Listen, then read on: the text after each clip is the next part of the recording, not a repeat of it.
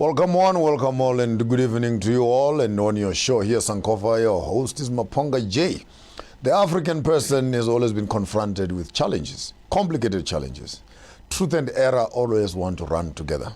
We suffer a problem with the politicians. You cannot tell which one is a good apple, which one is a rotten apple. You go to the religious spaces, in the Christian space, there's a problem again. You cannot tell where are the rotten apples and where are the good apples. And while we're having this conversation, we cannot exclude our own indigenous healers. There is also a plethora of shenanigan stuff that is happening within the indigenous healing space. But truly, African healing has been with us for the longest of time. And I thought maybe for tonight it would be very important to have with us a guest, a practitioner, a spiritualist, and you have students now. Govela is actually training the indigenous healers. He got a fleet of students that he is managing, and at a high level. So I thought it would be important to sit around, because I think in this midst of this whole study and the whole program that he is running, he is also educating them as to what to do and what not to do. How do you charge? How do you prescribe?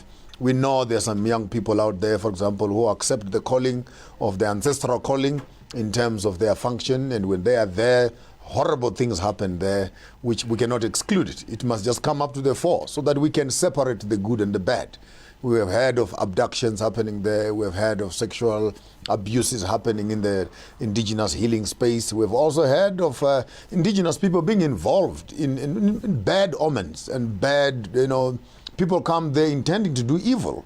And then you find that the traditional healer or the indigenous healer is conflicted between the business side of things and the ethical side of things. It's a thin line which every professional person has to be looking at. And I want to put a big umbrella around it in terms of correct ethical behavior. Correct ethical behavior. And in my tribe we say, when a king is giving advice to his children, you as a stranger sit close by also, and then you can learn. We're not only picking up on the indigenous healers, the principles that we are learning here must find themselves cascading themselves throughout all other types of professions. And he is not new on our program. This is his second arrival on our hot seat here. Umkhulu gift Majodina Ombethe. Greet the people out there. I think you have lots of fans. I'm shocked. You have lots of fans here who are saying we want him back, we want him back. And wow. I'm humbled. I'm humbled once again. Hello to the viewers at home, and thank you for having me back, Master J. I'm really honored by the space that you are affording a voice that's coming from me. No, man, it's a blessing. But I think these are real stories, real people. It's one thing, and I think the older I'm getting, the more objective I'm becoming. It's important to talk to the real people, hear the real stories, and so that it's not like you guys are not there. You are there, and why must other people speak on your behalf? And while we are here, when you are here, you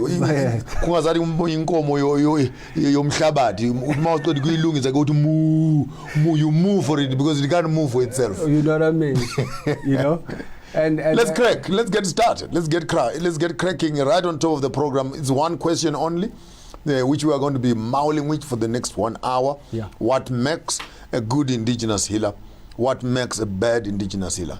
And we'll slowly maybe pick up at some of the bad practices that are happening there and some of the good practices that are happening there. But on top of the program, can you just take us through again, for revision purposes, what is the difference between African indigenous healing systems and European healing systems? Once again, what a broad subject and what a broad matter, but we will try and break it down.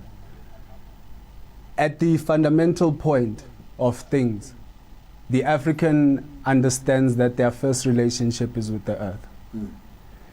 And this is their point of departure.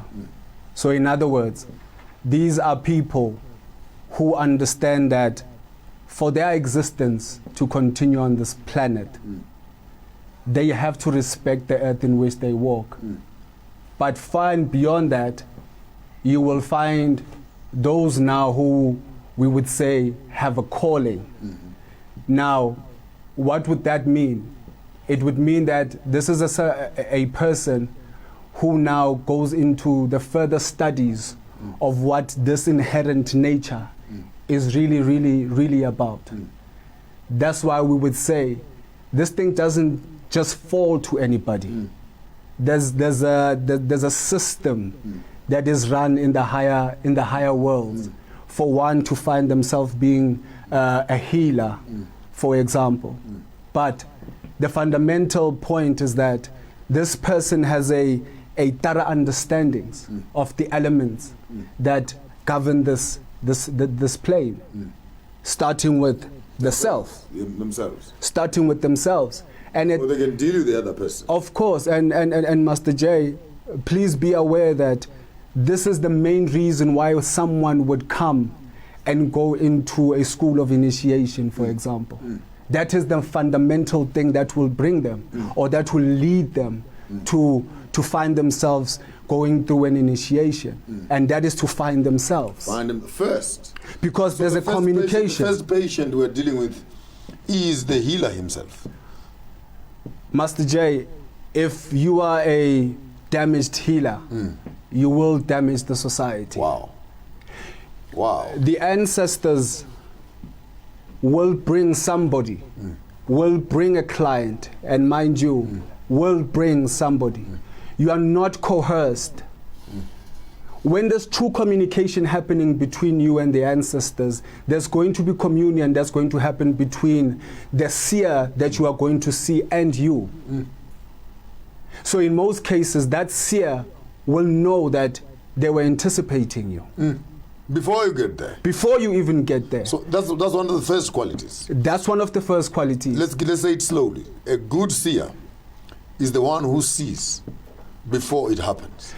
Master J, you are not left out of the equation as a client. You are not left out of the equation. In other words, choice is always or can always be exercised.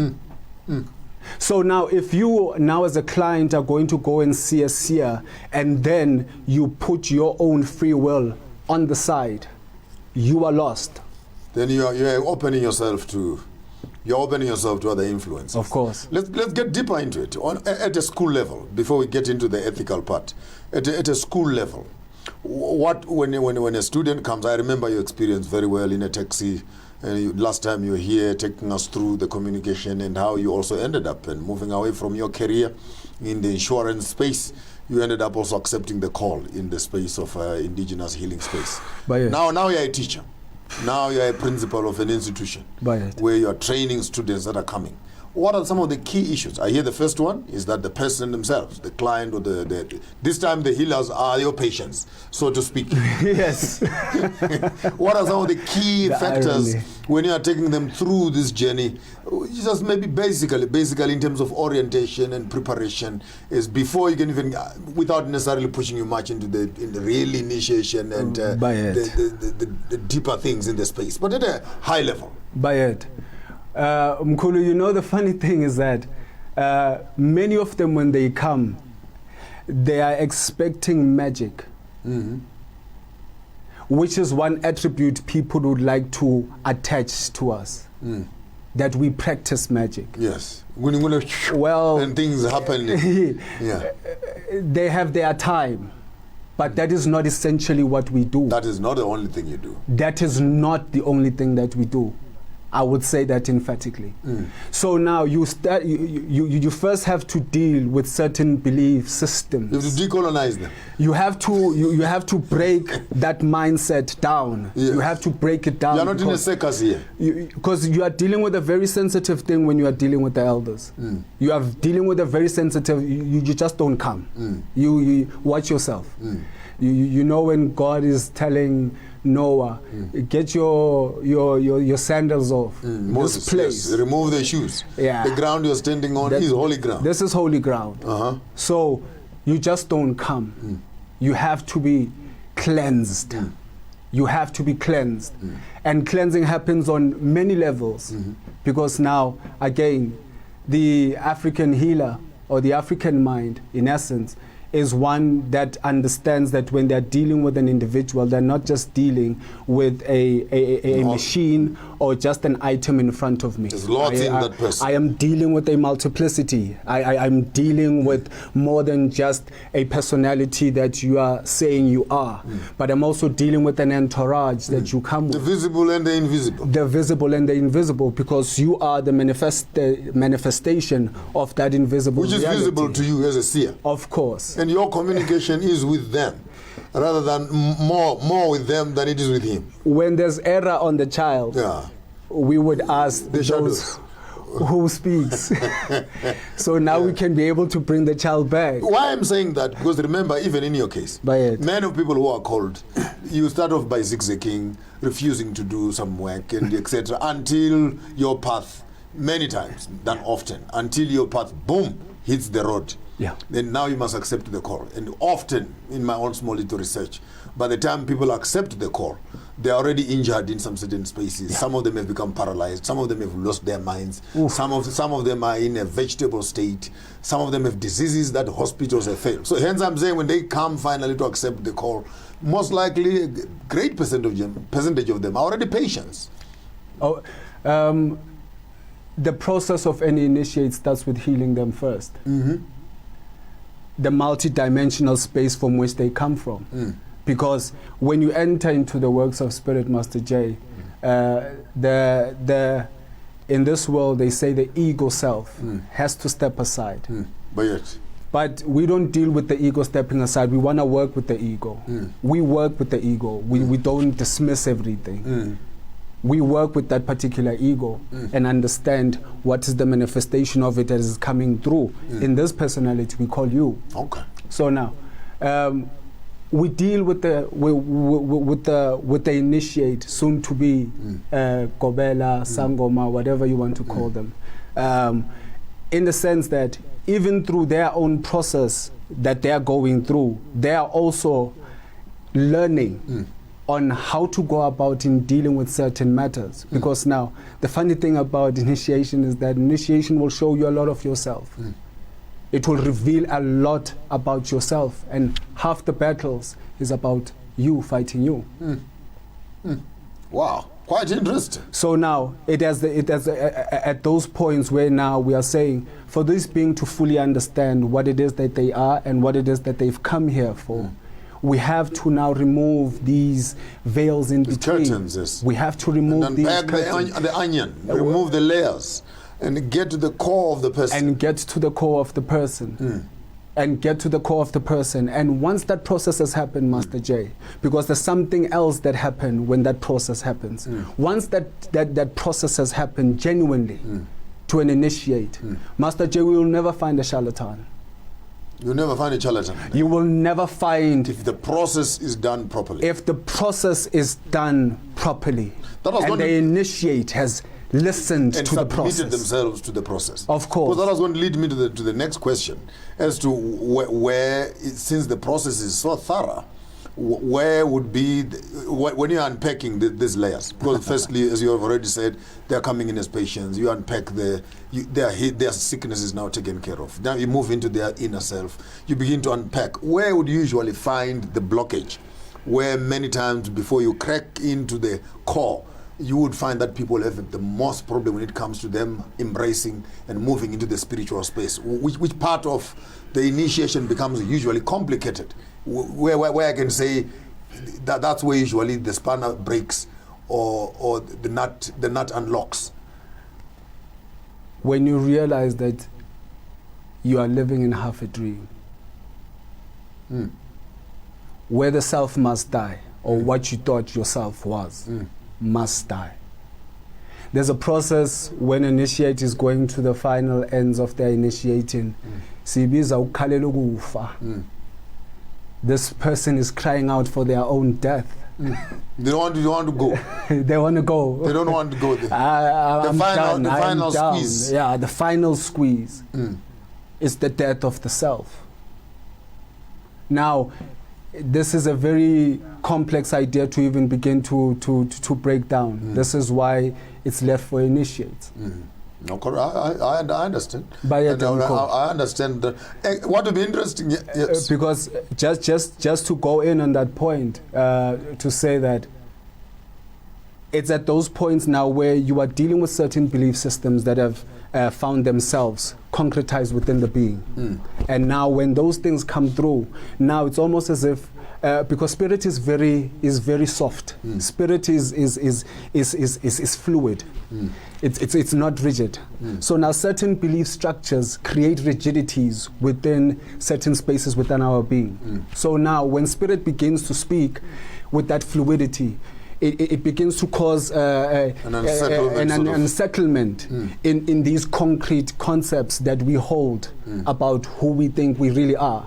You get what I'm saying? That's why we say now a person will start breaking, will almost start falling apart in essence. You know what I'm saying? So now when that begins to happen, Master J, you must realize now we have to interrogate those belief structures. We have to interrogate, how did you come to believe in what you believe? Does it follow the patterns of logic? Does it follow the patterns of truth? Does it follow the patterns of nature?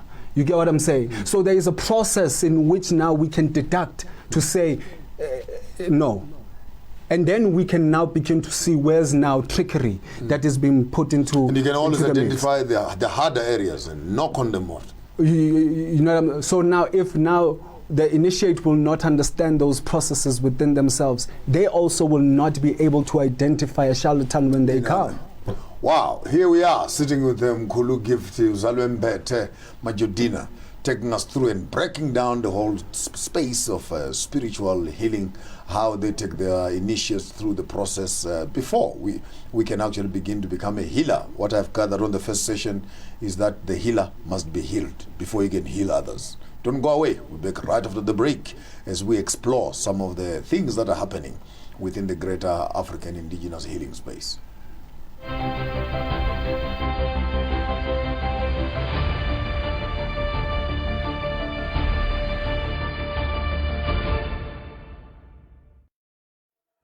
Hello. Being a legal practitioner in South Africa in these challenging times demands lawyers that will help clients beyond legal issues. The ever-changing demands in commerce and tourism require lawyers who have sound and clear business and commercial knowledge. And that's where MAPHONGA Incorporated comes in.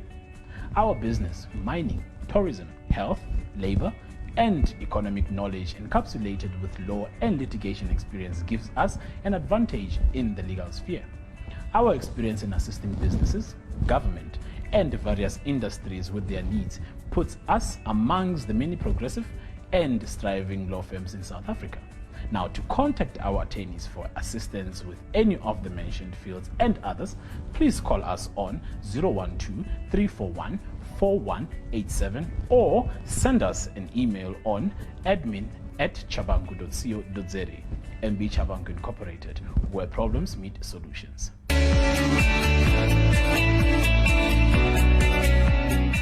God is so amazing. Feel the heat. The Bible says that through his death on the cross, we are now reconciled with our Father.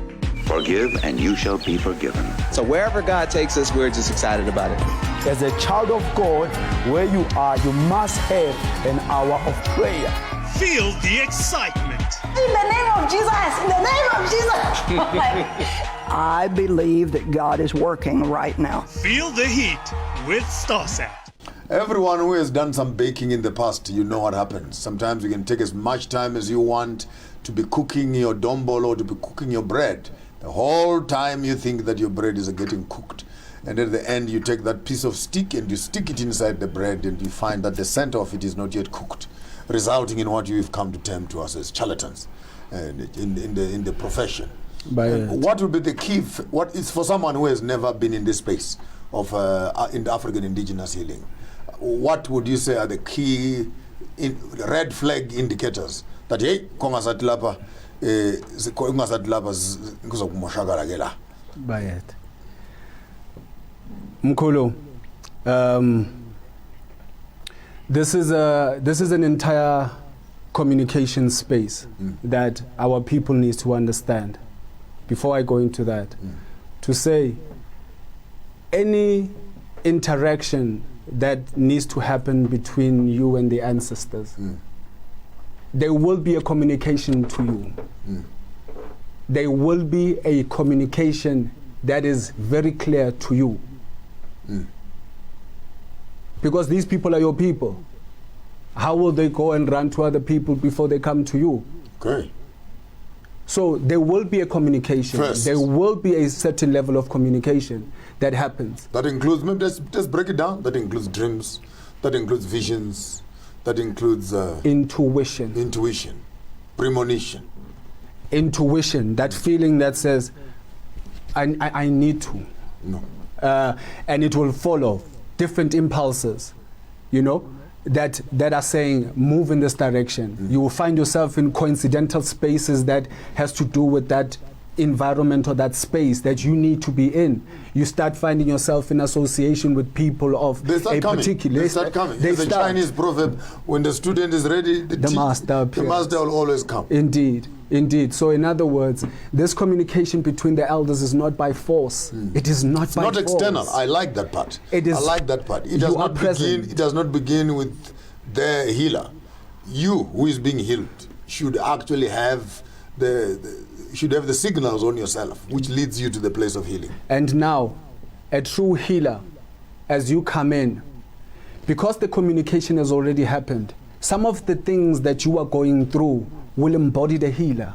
Wow. So for the healer to get better, they must speak all the things that they have embodied from you.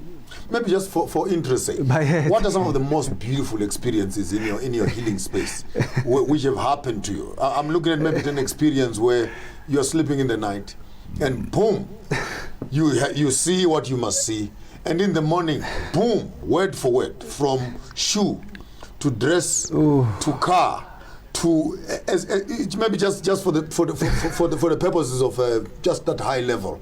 When maybe a testimony you can share with us is some of the clear instructions where the communication between the patient and yourself has actually happened and you've experienced it. By it. I'm trying to pull up the experience. Just one, small one. It'll come. Master J, at one point, let me put it like this, thank you. For me to work with an initiate, their ancestors come to me first. For me to work with somebody, their guides will come and contact me first, so that there is a soul tie that happens before the manifestation begins here. Wow. So by the time a person is starting to have these, this is in the past. The future has already happened. I hear you. I hear you loud and clear. So the communication begins at that point. It's a replay. It's a replay. So by the time you are coming to the seer who is for you, they are probably laughing and they're like, look at this one. We have seen each other already. I know you. Okay. I know you. Wow. I know you, and I know who has brought you here. And I even know what brings you here. I know what brings you here, Master J. So that when now the initiate starts making contact with the ether, I must know that they are not contacting foreign spirits. I must know that they are not contacting some dizzy spell. Because this is what happens these days, Master J. There are people who have corrupted the art. That's where we are. They take have your corrupted. time. This is the crux of the conversation. They have corrupted the art. They have corrupted the ways of our ancestors. They have corrupted our systems and our ways of doing. And whether this is by interaction with other forces outside of ourselves, because now the African culture is a very high culture in terms of understanding who we are. In one of the topics you've had with my Royal Chancellor Bungani, Bayete Ngwenyama, where he was speaking about us being abangoni. These are righteous beings, abangoni, those who do not sin. By the definition of the world, whatever sin is. Do you get what I'm saying? So now, when you understand that we are a descendant of people, peaceful people, because now honest people, we need to ask, what does bangoni mean? Aningoni gupi or aningoni ngani?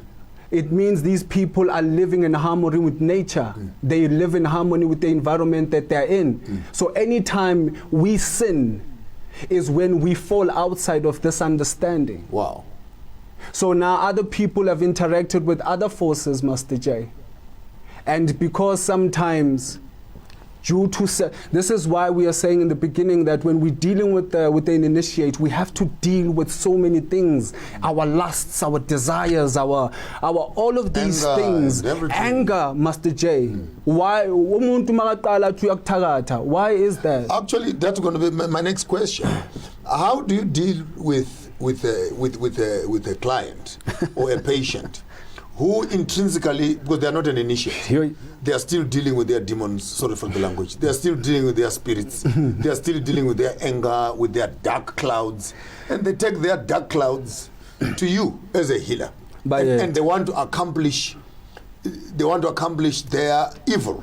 But they want you to baptize their evil, and they want you to support them with medications and other things to achieve this. Because I want to cut a line here. When does the healer separate between becoming evil in the evil of the client? If you can hear what I'm saying. I know, I hear you perfectly well. I hear you perfectly well. Kehla, la ihamba khona lento ithi. Omako.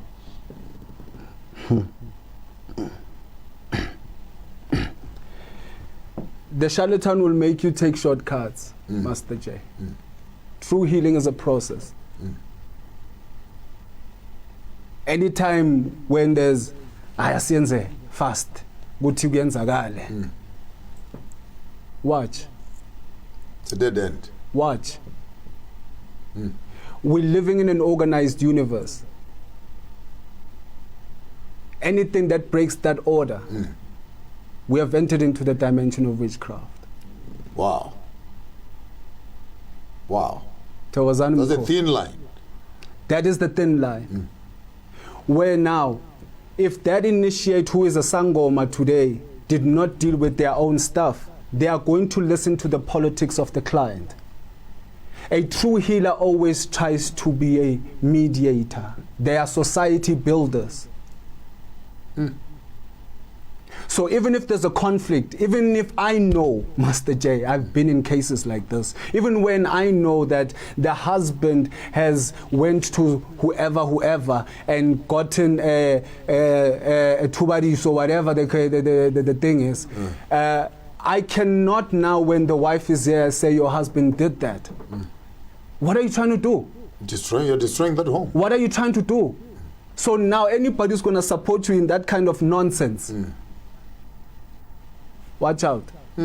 Well, it's quite interesting, because I was going to be tiptoeing around this issue until maybe I find a nice little landing strip. Because here's a woman coming, or here's a husband coming. They have a problem with their spouse, and they want to do something which alters the will of another. Of course. So a husband has decided to leave, or a wife has decided to leave, for whatever reason. And then someone runs to the indigenous healer and says, I don't want them to go. But the person wants to go. And now things must now be done. Because I want to cut there, because I think for me that's where it is very critical. And how do you assist? How do you assist a person to manipulate the will of another to do what is against the universe? Hunger causes anger. I can hear you. Now, again, why would I find myself as a healer supporting that kind of motion? Remember what we said. When we begin the healing, the healer must be healed first. Must be healed first, yes. They must be rid of their own illusions first, so that they are not bought by money. So when a so-called Sangoma you deal with them, the first thing they will put in front is money. And it's always exorbitant fees.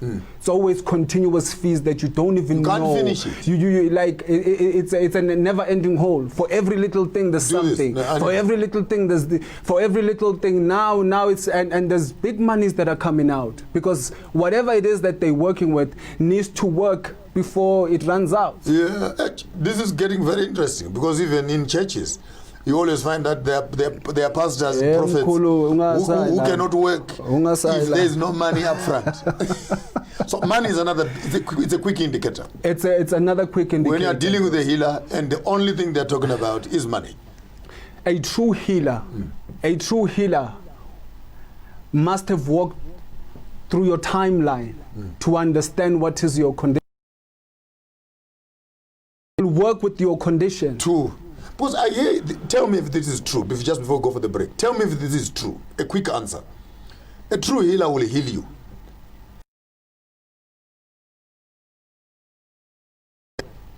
You come back and you say thank you.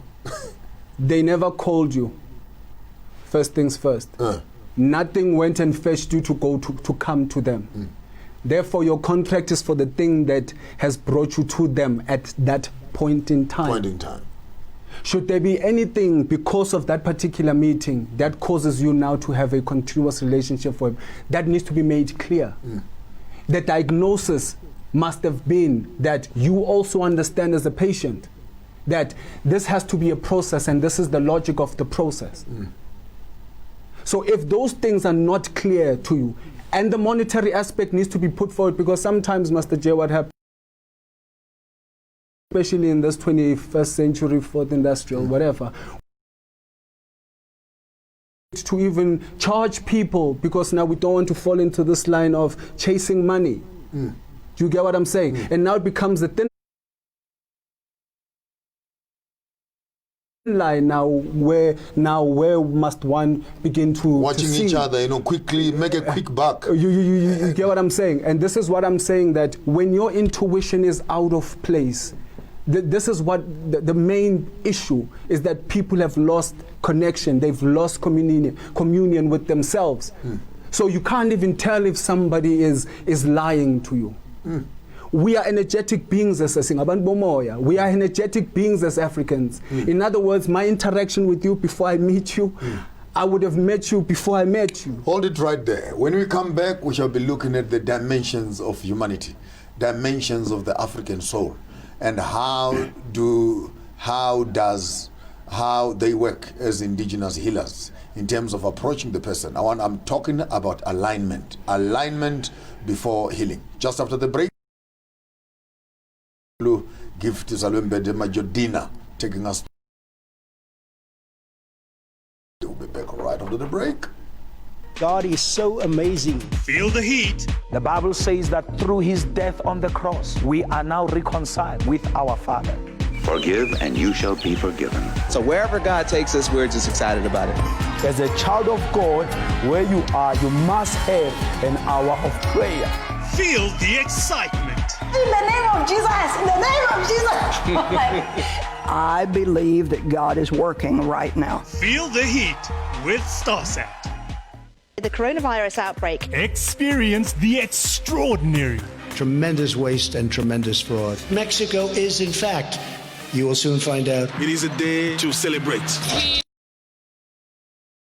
I don't know if it's necessarily unusual. Challenge your ordinary. Not only the government, the municipality here has had no plan. Experience the extraordinary with StarSat.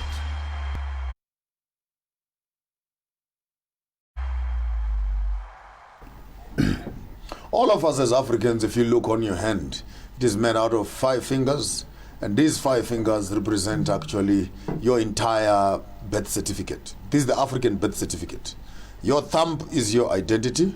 That becomes your grandfather on your father's side. That becomes your grandmother on your father's side. That becomes your grandmother, grandfather on your mother. Make your identity, because these 4 people met together to make the 2, which makes your mother and your father. So your father has his 4. Your mother has her 4. These 8 people here, they meet here, and then they formulate for you your door. It is not possible that any African child can say, I only have one surname, or I have one totem. You don't have one totem. In actual effect, you actually have 8. If we're supposed to be, you have 2, your parents, you have 4 in your grandfathers, but you can make them all together into 8. How important is it, therefore, before you can begin to do the healing? How do you begin now to identify these roots that are flowing into the one person so that you can begin to identify exactly where the problem is? Master J,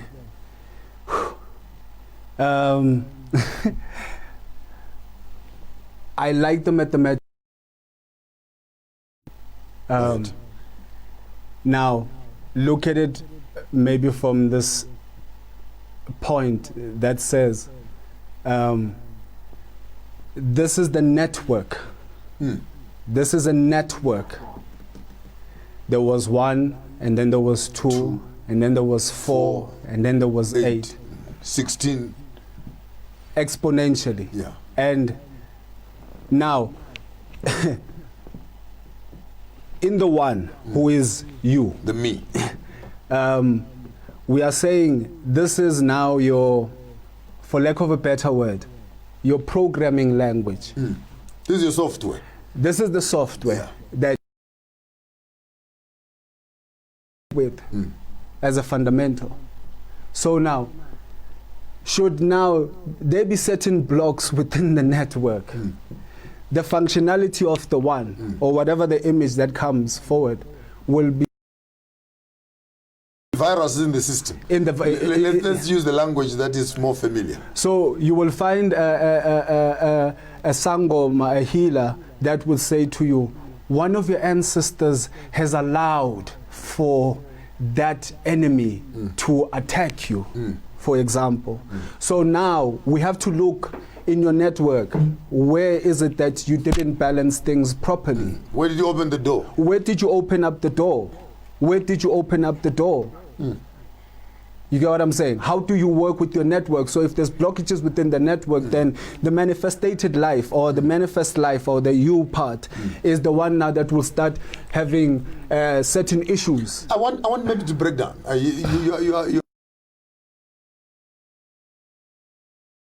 I want to bring you back to the ground, right on the ground here. How important is someone's knowledge of their ancestry when it comes to communicable diseases, when it comes to genetic diseases, when it comes to problems within the network? We're talking about this binary, web of information. Jamie, just take us through. How does this information that is in the web filter itself into the one? And how do you deal with that? What is the first word you hear when you come to an initiation school? I've not been there. You need to help me. Know thyself. Know thyself. Know thyself. Zazi. Zazi. Know thyself. What do you mean by that? So, know thyself, it's a deep process. But at the most, when we are here, who are you? Who are you born by?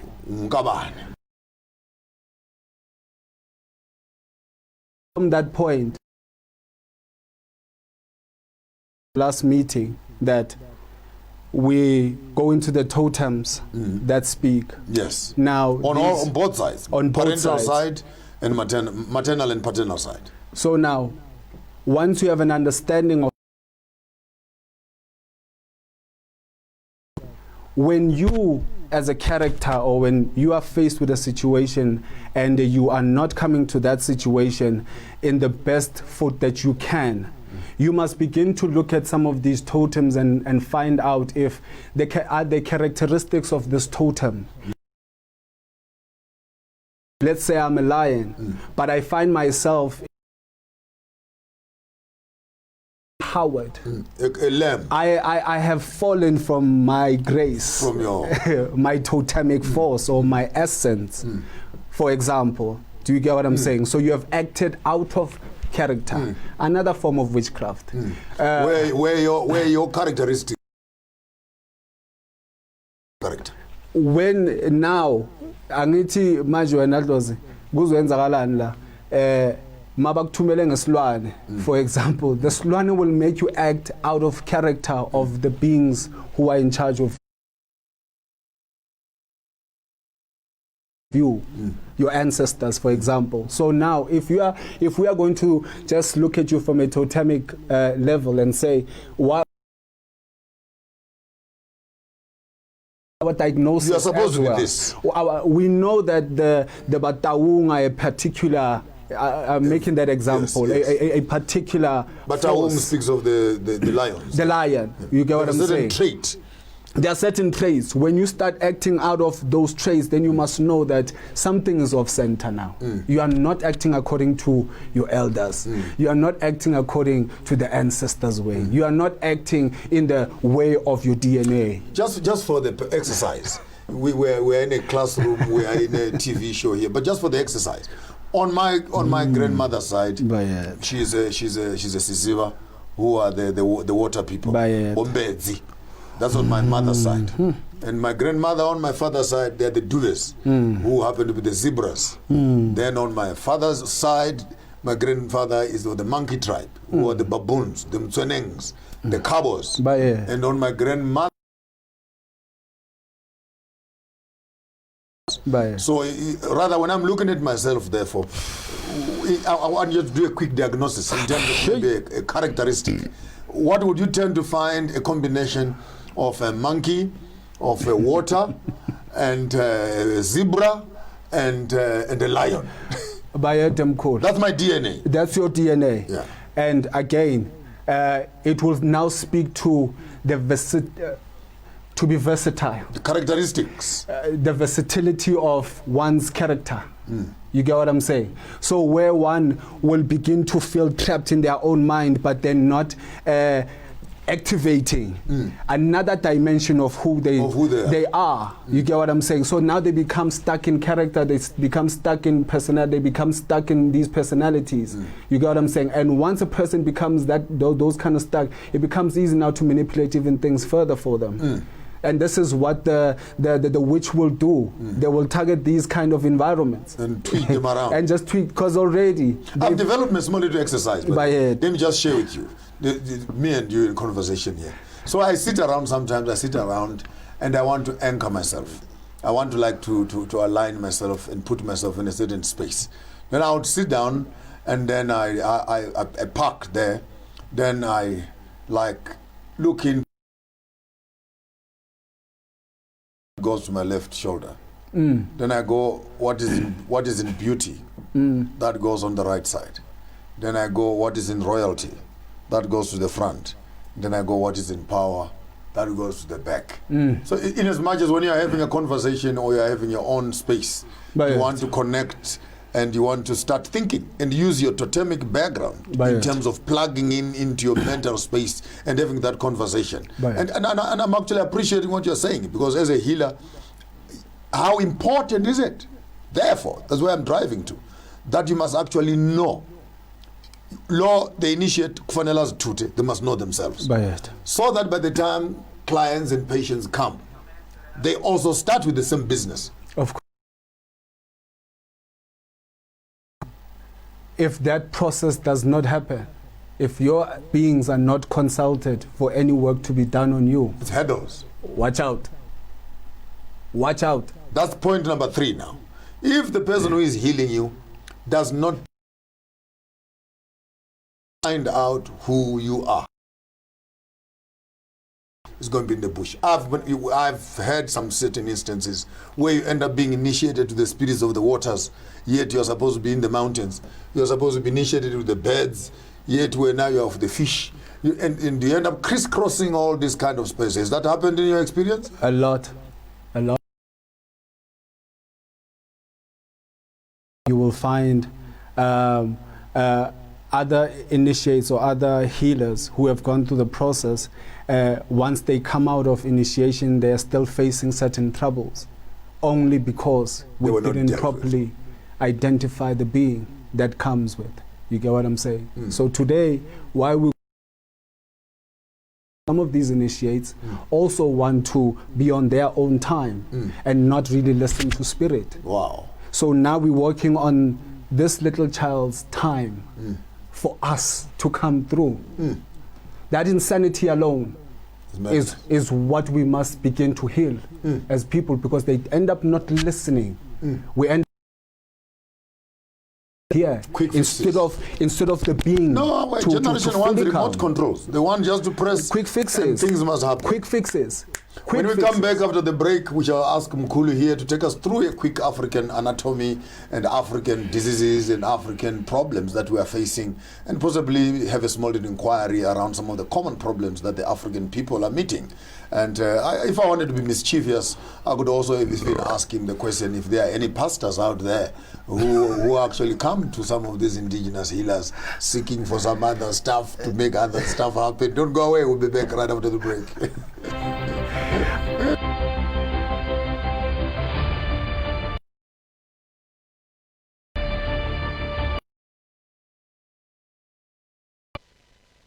Hello. Being a legal practitioner in South Africa in these challenging times demands lawyers that will help clients beyond legal issues. The ever-changing demands in commerce and tourism require lawyers who have MAPHONGA Incorporated comes in. Our business, mining, tourism, health, labor, and economic knowledge encapsulated with law and litigation experience gives us an advantage in the legal sphere. Our experience in assisting businesses, government, and various industries with their needs puts us amongst the many progressive and striving law firms in South Africa. Now, to contact our attorneys for assistance with any of the mentioned fields and others, please call us on 012-341-4187 or send us an email on admin@chabangu.co.za. MAPHONGA Incorporated, where problems meet solutions. Just on a lighter note here, you caught us laughing just behind the cameras here. You are driving to Free State. You are driving in Free State, taking an initiate there. No names, no disclaimers. And what happened? Yeah. So, we are doing our processes for an initiate to come in. Another important thing, if you have never seen an initiate, come back. Because the entourage from where they come from needs to come and deliver that person home. There has to be a function that is done so that there is an understanding and a handover back to society. Yes, to say, this person has a lineage, this person has a gobela, and this gobela has, and this gobela has this.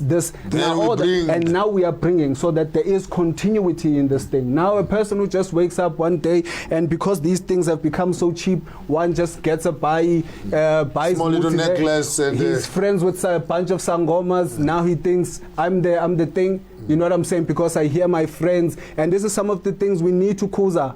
These sangomas get drunk and then they start spilling the beans, and then everybody thinks they're sangoma tomorrow. Because why? Looks like we're kicking the chest, Master J. We can't keep our mouths shut. We've forgotten the first law of initiation. We've forgotten the first laws of initiation, and I'm not going to share it, but I'm going to tell them emphatically that they sit around and then they sit down and then they start discussing, izinto ezase okumele kube yimfihlakalo. You get what I'm saying? And now we are surprised when we are surprised. They send people who are not initiated. They never even cleanse them to introduce them to the ancestors, to say we're going to work with this guy or with this person, to say they are going to help us with this and that and that and that. Because this is very delicate work, Master J. This is very delicate work. So I'm in the Free State.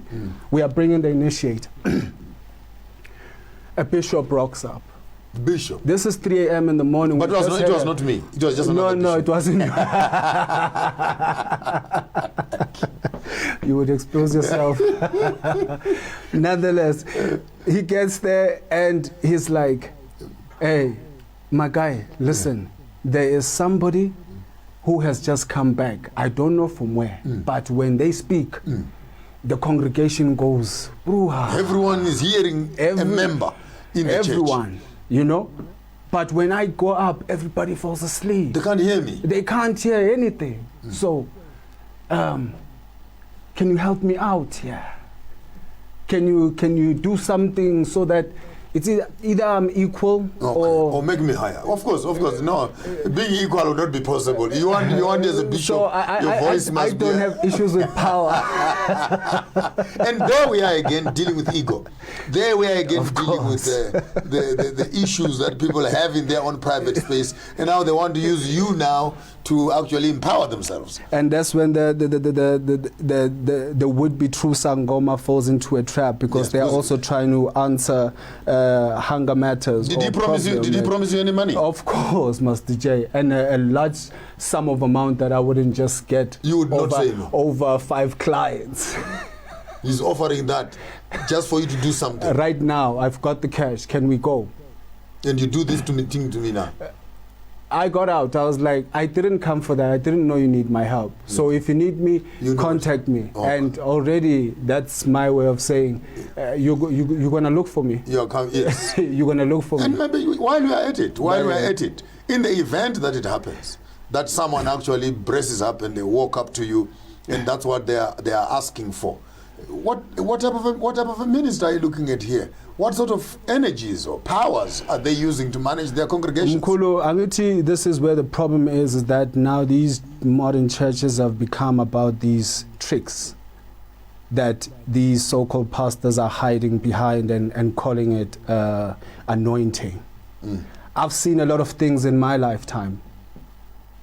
I've entered into spaces of churches where people are subject to those places and they don't even know that they are. They're in a shrine. Because they're inside the shrine, and these are their captured spirits, because now their pastor went somewhere. Their pastor went somewhere, and this thing works in the space that we are very fluent in. That's why they won't want us in their churches. Anytime you start waking up, you are going to ask, Pastor, what is that thing that is speaking behind you that is causing me to fall asleep? You can see the things. Because you can see the things. So now you wonder why they will preach against me? Maybe while you're on that, some of this water that is the members are drinking, is that real water?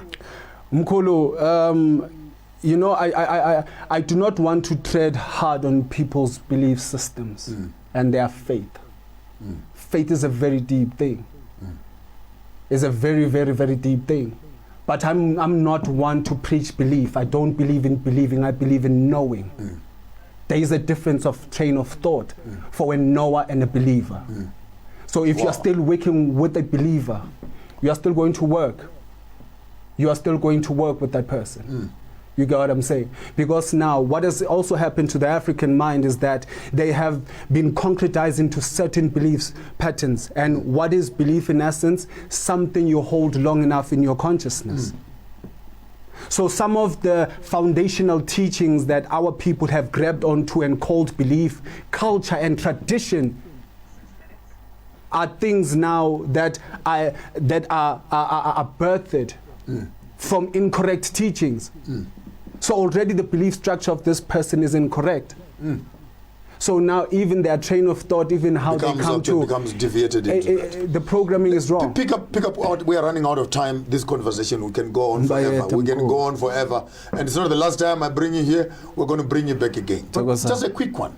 On a count of 1 to 10, what kind of clients, what kind of patients do you regularly find coming? Because I just want maybe to make a quick diagnosis in terms of finding out what are the main challenges that the African communities are facing.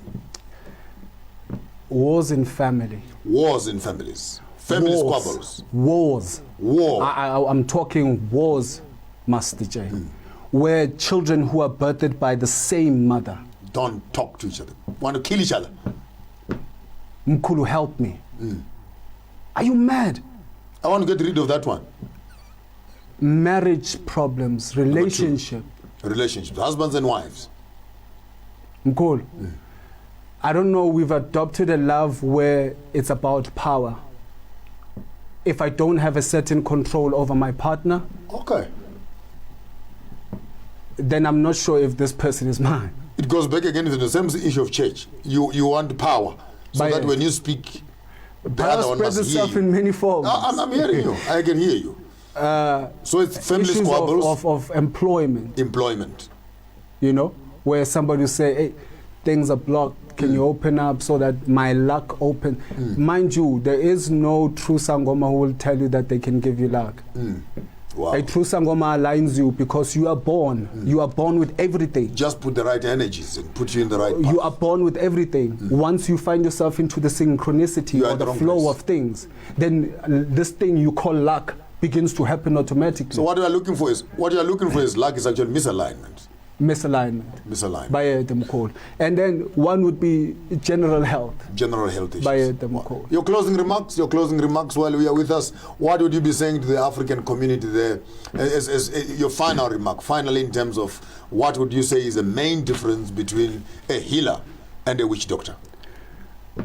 A healer is not secretive. A true healer is open.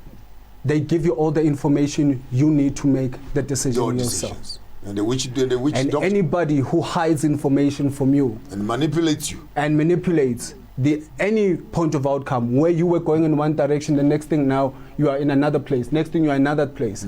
Watch out for those things. Wow. So a true healer is very transparent, Master J. You must see yourself in your healer. Wow. If you don't, watch out. They're a mirror. Watch out. There you have it. From the healer himself, Gift is Ombethe Majodina, all the way from Soweto, sharing with us some secret mysteries in the space of African indigenous healing systems. Your host, MAPHONGA J. Garamboko Garamashambahuda, Chirara Nawana Wanjima, Kumbe Mwana Mwisendewe Shano, Tiswana Matanga Ugara, Namagara Mabke Matanda Novora, Chirara Nawana Wanji. We don't meet your source until we see you again on your show. Sankofa, your host, MAPHONGA J. Thank you for watching.